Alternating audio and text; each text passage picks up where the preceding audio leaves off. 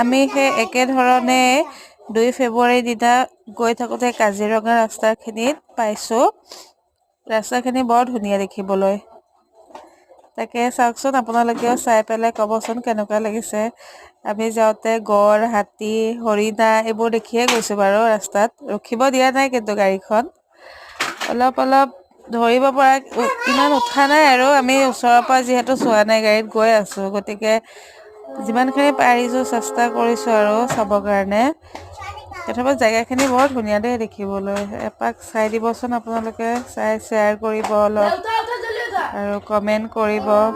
ভাল লাগিলে জনাবচোন কেনেকুৱা লাগিছে। আপোনালোকে কোনে কোনে গৈছে কাজিৰঙাত? মই কিন্তু গৈ খুব ভাল লাগিছে গাড়ীত। আমি গৈছিলোঁ ঢেকীয়াখোৱা বৰনামঘৰত। একে ৰাস্তা দিয়ে গ'লোঁ বাৰু কাজিৰঙা পাৰ কৰি। চাওকচোন কি ধুনীয়া ঠাইখিনি। বাই।